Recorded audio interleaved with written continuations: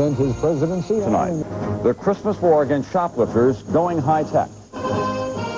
From NBC News, this is NBC Nightly News with Tom Brokaw. Good evening. President Clinton tonight tries to persuade the nation. Yes, he has heard the message. He has learned the lesson of the November election. In a short, nationally televised speech from the Oval Office, he'll talk about the American dream, and he'll offer a pre-Christmas discount for middle-class taxpayers. NBC's Brian Williams is at the White House now with details. The president worked on his speech throughout the day from his private upstairs office in the White House residence. According to a senior administration official, here is just some of what the president will put forward tonight, all of it aimed at a crucial voting bloc, America's middle class. He'll propose that college tuition be tax-deductible, up to $10,000 a year for families making up to $120,000 a year.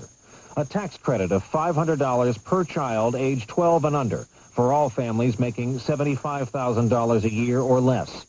Regarding individual retirement accounts, withdrawals would be allowed without penalty for education, catastrophic illness, caring for an elderly parent, or purchase of a first home. Initial reports that entire cabinet agencies would be dismantled are now being denied. Transportation Secretary Federico Pena said this morning, while he'll still have a department to run, it'll be smaller. Yeah, there'll be a Department of Transportation. It's very important to our country, but we're going to be more streamlined. The president has only about 10 minutes to make his case tonight. The pressure is on, and advice is coming from all corners, including fellow Democrats. This is another rambly, mushy speech. The next time he gives such a speech, people aren't going to listen. It got tougher from Republicans. The president is much more interested in repairing his own personal credibility than he is setting policy. Texas Republican Senator Phil Gramm proved today that tax cut fever is gripping Washington. He laid out his own plan just under the wire, just hours before the president's speech. If the president heard the voice of the people on November the 8th and he wants to get on the train and be the engineer, great. If he wants to wave goodbye to us at the station, we can wave back. The advance billing here is that it's going to be 10 minutes of plain talk. The president wants to talk about raising children, making that cheaper, and making it cheaper to educate children. He's going to talk about how he's a product of the American dream, and in his words, his dream that others may live it too. Tom? Brian, there's been a lot of talk at the White House that he won't offer anything that he can't pay for. Talk some more about spending cuts. What do they have in mind? This will cost $60 billion with a B over 5 years, and a couple cabinet agencies will bear the brunt of this. Among them, Secretary Transportation talked about it earlier in the Housing and Urban Development Department. They will cut back some government services, privatize, put them over into private hands, and they are talking about having so much money left over after these cuts, they'll even go toward reducing the federal deficit. Thank you very much. Brian Williams at the White House tonight. In North Carolina tonight, investigators still are going through the wreckage of that commuter plane that crashed and killed 15 near the Raleigh-Durham airport on Tuesday night. They do know a lot more tonight about what happened then, and it's not reassuring. NBC's Robert Hager has more now. Cameras permitted for the first time into the wreckage site showed such devastation it's hard to imagine how 5 passengers survived. This is all that was left of the plane's tail section, all that was left of the fuselage, and all that was left of the forward cabin and cockpit, reduced to ashes by the fire on impact.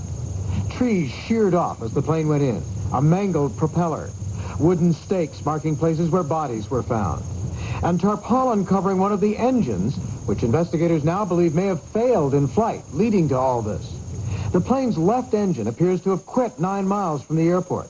The pilots, talking to each other in the cockpit, called it a flameout. But planes are designed to deal with that, made so they can still land with just one engine running, or even climb out to try to get the other engine restarted. In this case, the cockpit voice recorder reveals the pilots talked about climbing out, then talked some more about which was the engine that had failed. But all the while, the plane was losing speed, flying dangerously slow. It may have been too late. A warning device sounded, and the plane hit the trees. A survivor provided more detail, told investigators he'd been sitting in the back of the plane, that the crew gave no warning, but that suddenly it felt like the bottom fell out. Then he said he heard an engine rev up as though the pilots were struggling to regain control, but the plane dropped again and crashed, bringing the total killed in airline crashes in this country to 257 this year, the worst since 1988. College student Misty O'Day might have been added to that statistic. She had a ticket for the very flight that crashed. But her mother, Dawn, worried about commuter planes, made her cancel it and take a limousine from Greensboro to Raleigh instead. I think I'm going to live every day to the fullest now. And I think for some reason there's something important I'm supposed to do now. Tonight, investigators want to know more about why the engine failed, why the crew couldn't deal with it, and if it's further evidence of any system-wide problem in the safety of American aviation. Robert Hager, NBC News, Morrisville, North Carolina. And in Fresno, California, everyone now realizes so many more lives could have been lost in the crash of a Lear jet there. It did hit an apartment complex, killing the two men in the plane, but a school building was close by. NBC's Kelly O'Donnell in Fresno tonight. A charred Fresno street is the focus of today's investigation. Officials from the National Transportation Safety Board began examining debris early this morning. The FAA now confirms the pilot radioed ahead, saying both engines failed. The wreckage from a Learjet leased to the California Air National Guard rolled a half mile, torching 2 city blocks, unleashing panic and destroying an apartment complex. The damage is estimated at $2 million. The crash, less than a mile from the airport, killed both civilian crew members. 16 on the ground were hospitalized. 1 remains critically injured from burns. Before dawn, the bodies of the 2 crew members killed, Bradford Sexton and Richard Anderson, were taken from the site. Both men were from Klamath Falls, Oregon, but in Fresno today, they are considered hometown heroes because despite the devastating crash, many neighbors believe they tried to avoid hitting a school and lost their own lives in that effort. The pilot wasn't flying like he was. He could have took out 300 children at 2 different schools if he wouldn't have landed where he did land. 180 people evacuated from the moderate-income neighborhood are finding help and a place to sleep at this emergency center. This mother of 3 saw part of the plane's engine rip through her apartment. She lost everything. I just had spent $500, you know, on gifts and stuff for my family. I don't have any money. I don't have nothing now. But for other victims, the holidays, like the decorations on the wall, seem far in the background. We're really thankful, you know, that we got our lives and, you know, just let us know how precious life is, you know. Kelly O'Donnell, NBC News, Fresno, California. Another astonishing story from California tonight involving still another plane crash. A small private plane that went down with 2 aboard in a rugged canyon east of Los Angeles. The passenger, with a broken vertebrae, hiked for 7.5 hours in the pitch dark to get help for the pilot. He was rescued and both are recovering tonight.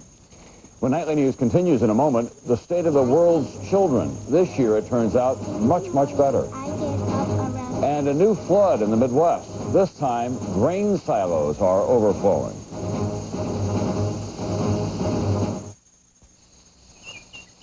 Here in Ohio, we tested the new Honda Accord V6 and discovered that the car more people buy than any other is now better and quicker than ever before. Now, why would you want a car that lets you get away so fast? You're late. You got your reasons. The new Accord V6 from Honda. For every unbearable cough, every fever, every miserable congestion, it's got to be Theraflu. Maximum strength Theraflu relief. When it's not just a cold, it's got to be Theraflu. Hot liquid or new non-drowsy caplets. This holiday season, Radio Shack has a 486 AST Advantage computer on sale for the incredible price of $49 a month for 24 months with no interest. Hey, there's lots of good reasons to buy one for the family. Dolores could balance her checkbook with it. Little Jimmy can do his homework. I can put the money we save right into his college fund.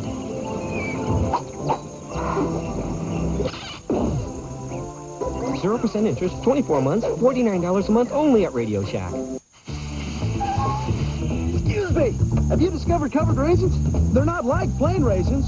They're soft, plump, and sweet. I love them. That's what I said. Covered raisins, only in Raisin Nut Brand. Introducing the Dremel Moto Tool. You cut, we cut. You sharpen, we sharpen. You polish, we polish. You drill, we drill. You clean, we clean. You sand, we sand. You grind, we grind. You hammer. Did I mention we cut? The Dremel Moto Tool, with more than 150 available accessories. Why settle for some 2-bit Christmas gift? Health news tonight, and it's encouraging news about the world's children. The UN Children's Fund, that's UNICEF, says that developing countries now are winning the battle against many diseases and saving millions of lives. NBC National correspondent Bob Fall has more. Scenes like this, says UNICEF, will be history. The war against childhood diseases is being won. Because of medical advances, UNICEF estimates 2.5 million fewer children will die in 1996 than in 1990. This report is in many ways an antidote to the constant diet of gloom and doom and the prevailing impression that nothing good ever happens in the developing world. It's not true. Don't be misled. Malnutrition, says the report, still stalks and kills hundreds of kids each week. But polio is being wiped out. Only 100,000 cases being treated today compared with 400,000 10 years ago. And no new cases reported in the Western Hemisphere in the last 3 years. Death from measles is also down 80%. The biggest cause of blindness in kids, vitamin A deficiency, and the biggest preventable cause of mental retardation, iodine deficiency, both, says the report, are being beaten back in most countries. Much of the credit goes to immunization, which the report says is spreading around the globe, if not in some urban centers in this country. In cities like New York and in Houston and Atlanta, our immunization rates are almost 50% lower than the immunization rates in developing nations. Any improvements made, the report warns, could be temporary, concluding, without investment in children, all fundamental long-range problems will remain. Bob Fall, NBC News, Washington. There's more good news on the health front tonight. Americans are living longer. According to the latest data from the Centers for Disease Control, the overall death rate fell in 1992 to its lowest point ever, and so did the infant mortality rate. The average life expectancy for Americans now, 75.8 years. That's an all-time high. The bad news from the CDC tonight, there's a big increase in AIDS deaths. There is some progress on that front, however. Researchers at Columbia University now have found a new virus that could be a key to treating a deadly complication of AIDS. We get more on that from NBC Science correspondent Robert Bazell. When you have it on your face. The skin cancer called Kaposi sarcoma has been a major killer of people with AIDS, especially gay men. The discovery of a virus that appears to cause it is important for both AIDS and cancer research. We don't find new human viruses very often, let alone new human viruses that are associated with a major cancer. Kaposi sarcoma does not just strike people with AIDS. It is common in several Mediterranean and African countries. Within a year or two, doctors hope to be able to tell who is infected with the virus and thus either prevent or better treat the cancer. The research by Drs. Yuan Chang and Patrick Moore, a husband and wife team at Columbia Presbyterian Medical Center, found that the virus is similar to the one that causes genital herpes. It is transmitted sexually, but not by blood. The scientists say the virus probably has been around for a long time, so there is no cause for alarm. There's never been any epidemics of Kaposi sarcoma, and so it's not likely that through casual contact that you would develop a cancer. Preliminary research indicates the virus may also be a cause of lymphoma, a cancer which kills 20,000 Americans a year. The researchers hope to eventually learn exactly how the newly discovered virus causes cancer. That knowledge could lead to better treatments or preventions for many kinds of cancers. Robert Bazell, NBC News, New York. Here's the latest tonight on the Major League Baseball strike. Major League Baseball owners backed off their own deadline of today for imposing a salary cap on players. The decision now has been put off for a week. However, no new talks between the two sides are scheduled at the moment, at least. California's controversial Proposition 187, which sharply limits benefits to illegal immigrants, it's dead for the foreseeable future. A federal judge has blocked it, saying that the new law may violate U.S. immigration laws. Any appeal of this injunction could take years. Also in California, it is now official. Democrat Dianne Feinstein has been declared the winner of last month's hotly contested Senate race. However, Republican challenger Michael Huffington, who spent a record $29 million of his own money, still refuses to concede. He's charging voter fraud. On Wall Street, the Dow was up again more than 19 points in heavy trading. The NASDAQ Composite was also up 5 points. And there's a new face tonight for Smith College. Ruth Simmons, the daughter of poor Texas sharecroppers, was named president of this elite women's college. the first African-American to head any of the so-called Seven Sister Schools. Simmons hopes to attract more black students to Smith, where just 3% of the current student body are black. When we come back, what to do about all those shoplifters. It's your pocket that's getting picked as well. You may have made a difference in someone's life. We can't tell you their name or anything about them. We can tell you that by using or being a designated driver like 80 million other Americans, you've made a very real contribution. You see, drunk driving fatalities declined by 32% in the last 10 years. We salute America's designated drivers, and we urge everyone to join you. By doing what's right, you're making things better. A message from Budweiser. These vegetables are about to be perfectly steamed, like food has never been steamed before, in the Black & Decker Handy Steamer. Because deliciously steamed food requires perfect timing. Finally, great microwave popcorn. Presto Power Pop Microwave Multi-Popper pops virtually every kernel. Pop with oil, pops without oil. Nothing pops like Power Pop. Outside my name to that. Here's a great big idea. From Presto, professional salad shooter slicer shredder. Big capacity and power. Special blades to point and slice thick, slice thin, shred, even ripple cut. Right where you want it. From Presto. What a time for a cold. Our oldest was in the playoffs. My nose was stuffed, my chest was congested, and I was coughing. So I went to the store. There were a million brands of cold medicine, but only one Robitussin. Robitussin Liquid Gel's cold formulas. The pharmacist said they're really powerful. I felt so much better. Because of Robitussin, I got to watch Terry make the play of the game. Robitussin Liquid Gels. Discover Robitussin relief for your cold. And try new Robitussin cold, cough, and flu liquid gels for severe flu symptoms. How much closer are our precision heads? Our innovative lift and cut system? How much better is the latest Norelco? In a word, we've never brought you closer. The Norelco Razor, our closest shave ever. Warms my soul. I'm getting married. I'm getting married. Whoever heard of a cold cereal that made you feel warm all over? Daddy, what are you doing? Same as always. Fixing me breakfast? Why should today be different? Quaker Toasted Oatmeal. Delicious toasty flakes with crunchy little oatmeal oats on top. Quaker Toasted Oatmeal. Yes, it's cold, but it warms my soul. The latest now on Jimmy Carter's planned mission to Bosnia. The former president could leave as early as this weekend on a private effort to broker peace talks at the invitation of Serb leaders. More on that from NBC's Andrea Mitchell tonight. The Serbs' offer to talk peace with Jimmy Carter did not stop their guns from continuing to hammer Bihać today. But the UN did manage to get some food through Serb lines, and Sarajevo was quiet, even cheerful. U.S. officials spent all day trying to figure out what the Serbs and Carter were up to. He's not going with the blessing of the administration. Their biggest complaint, Carter called the new Serb offer concessions. But the Serbs only promised to do what they're supposed to do. Release prisoners, observe a ceasefire in Sarajevo, and reopen the airport. Stop blocking UN convoys. I don't know why the Clinton administration doesn't step in and say, wait a minute, you know, we're conducting Bosnian policy. It isn't the first time Carter has done an end run around the president and upstaged the Secretary of State. He got North Korea to freeze its nuclear program, talked Haiti's military leaders into leaving voluntarily.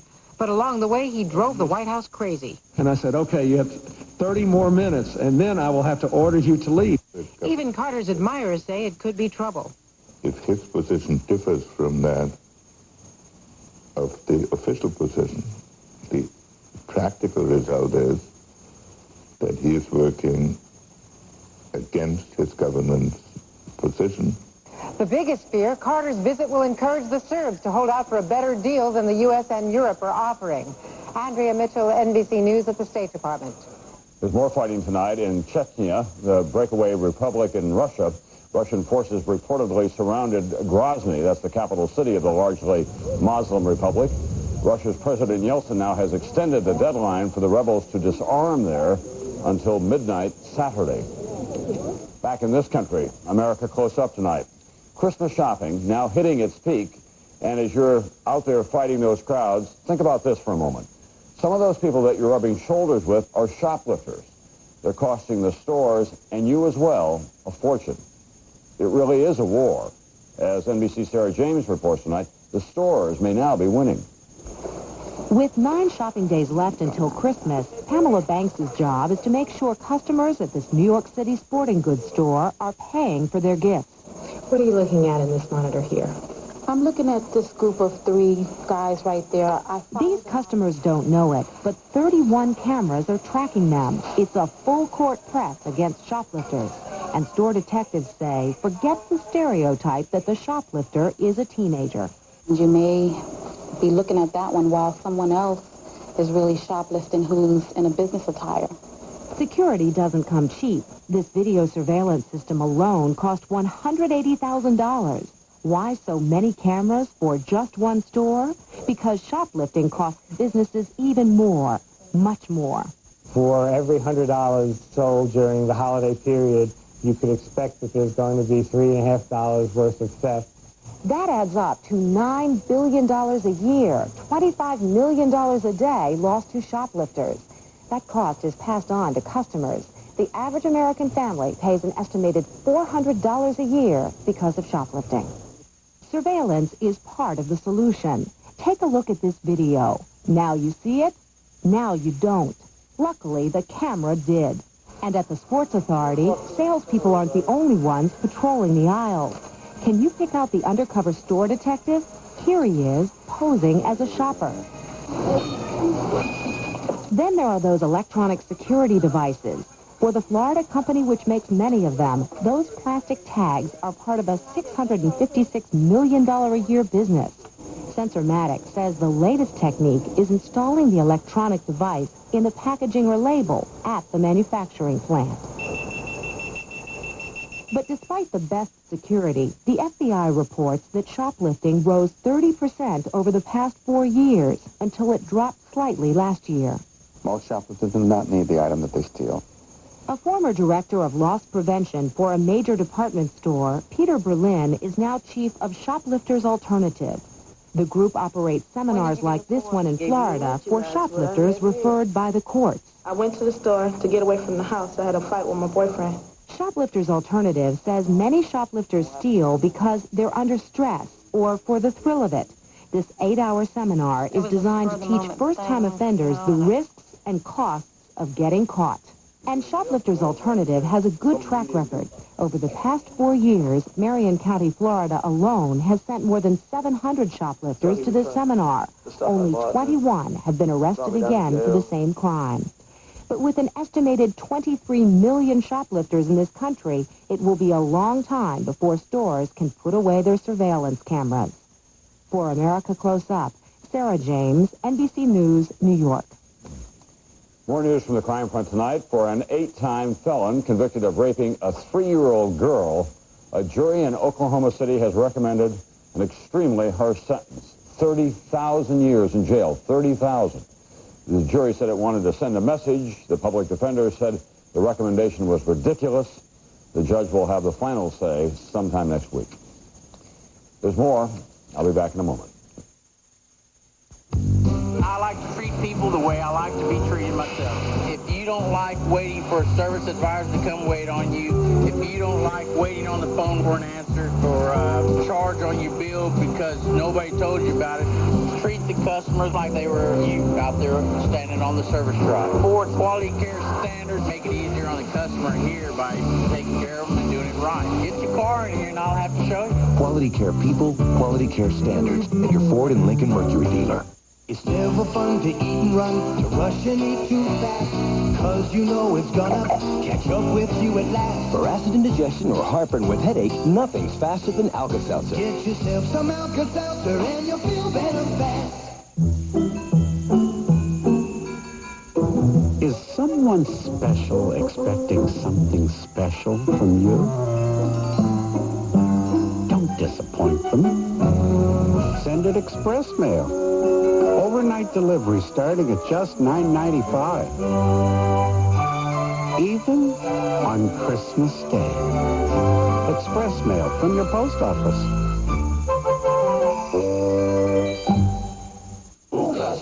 Introducing a new green Listerine. New Fresh Burst Listerine. And it not only tastes great, it works great. It kills the germs that cause bad breath. It fights plaque above the gum line. It even fights the gum infection gingivitis. Now, can your mint mouthwash do all that? We don't think so. Get the new taste, new feeling, new sensation of new Fresh Burst Listerine. Outside of this box of Russell Stover candies, life has changed in the last 70 years. But inside, very little has changed. We're still using our time-honored recipes and only the finest ingredients. That's why we can guarantee freshness and home-fashioned goodness in every piece. Nobody does chocolate like Russell Stover does chocolate. Excuse me, have you discovered covered raisins? They're not like plain raisins. They're soft, plump, and sweet. I love them. That's what I said. Covered raisins, only in Raisin Nut Brand. When the new Congress convenes in January, one of the issues that will cause great consternation is the federal farm subsidy, payments to farmers, whether they need them or not. And as NBC Dawn Fratangelo tells us tonight, this year, there's plenty of reason to question the need. Every morning, Minnesota farmer Kim Larson wakes up to a bounty. The biggest harvest of corn and soybeans in history. 1993 was a disaster year, and we needed this year. Larson lost half his crop last year, but this year he doesn't have enough room to store it. Last of all, I had to convert the pole shed here. It was a cattle barn into a corn holding facility. In fact, space for this hefty harvest is so low, there are now mountains of grain in the Midwest. The record production is staggering. Corn up 53% over last year. Soybeans up 28%. It's also a boon for grain elevators, for railways, and the barge industry, which lost $200 million last year. There's a downside to this mountain of good news. The supply's so high, prices are low. So the strategy is to store corn and soybeans anywhere possible and just wait for the prices to increase. Until then, farmers are getting government subsidies because the price of corn per bushel is $2, well below the target price of $2.75. But some lawmakers are questioning subsidies in the face of this huge harvest. I think to take a proper look at it, we'd have to take a look at a more panoramic view and perhaps look at the lean years as well as the fat years. Fearing fewer subsidies, farmers, including Kim Larson, are organizing. To help level the playing field out there in our export business. Becoming more independent and lobbying for world trade. Creativity is probably one of the parts that I like the best about my job. A job filled with ironies, a much-needed banner crop that's producing low prices. Still, after the devastation of '93, this year's harvest is a pleasant problem to have. Dawn Fratangelo, NBC News, Wilmer, Minnesota. That's Nightly News for this Thursday. A reminder, President Clinton with his address to the nation on tax cuts coming up shortly, and NBC News will have live coverage. I'll see you then.